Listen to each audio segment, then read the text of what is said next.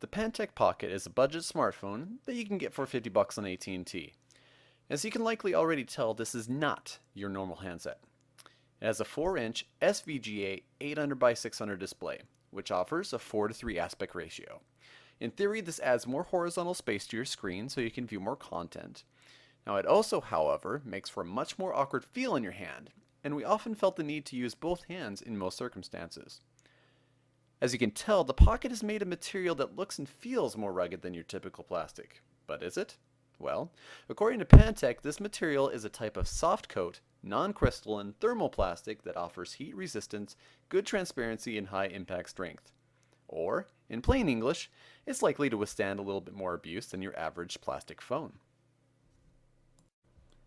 On the back, you're going to find a textured finish along with a speaker grill and a 5 megapixel camera with no LED flash. On the top is the 3.5mm headphone jack and the power switch. On the right hand side you see the micro USB charging port. Nothing on the bottom. And on the left we have the volume rocker. Unfortunately, there's no hardware camera shutter button on the Pocket at all. Underneath the battery cover you're going to see the rear camera, a micro SIM card, which, by the way, is new to AT&T phones outside of the iPhone, and a 2GB micro SD card, which is expandable to 32 gigs. It also contains a decent 1650 mAh battery. Now, it's not the hugest battery that we've ever seen, but it seems to perform well enough to get 6 hours of straight video runtime, or just around a full day's worth of moderate use.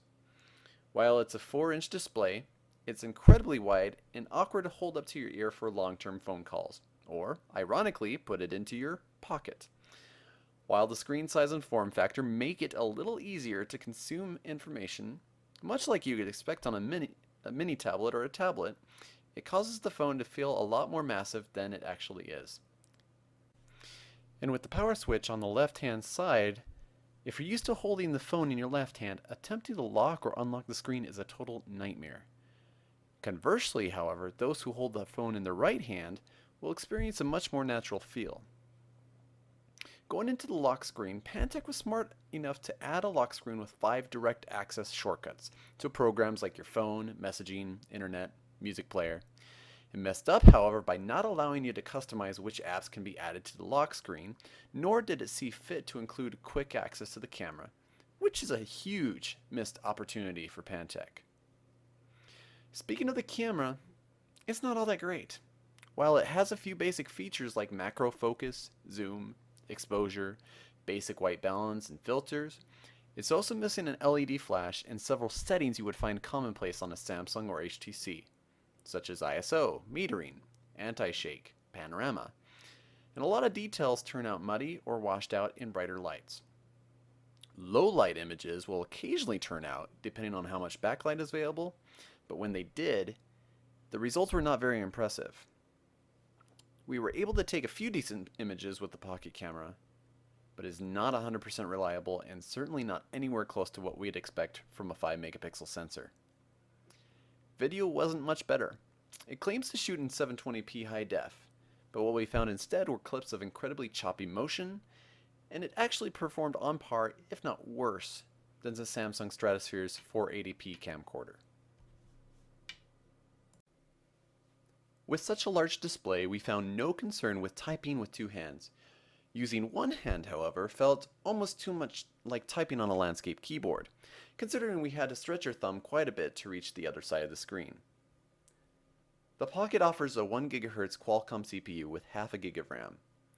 While it would be completely fine for most first-time smartphone users or anyone seeking to do just basic tasks, it actually doesn't feel like it's running at a full gigahertz.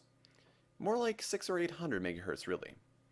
We experienced a significant amount of lag, whether it was from transitions, moving around apps, or even surfing the internet. While we saw some great browser benchmark scores, it was quite easy to notice lag in any of our activities in the browser. Even basic scrolling and pinch to zoom seemed to be affected. Finally, there's an average amount of bloatware pre-installed on the phone, and the Pocket's user interface has an option to uninstall apps directly from the app tray menu. The problem is, however, only a small number of the pre-installed apps can actually be removed, and there's no way to tuck the ones you don't use into folders. Overall, the Pantech Pocket is a rather tough sell. It's not trying to be the top performer, but it still lags behind much of its direct competition in performance. Also, we like the idea behind the unique display, but it's much harder to actually implement it on a phone without making an awkward or uncomfortable experience for the user. This is Brad with Engadget, and you can check out our full review at engadget.com.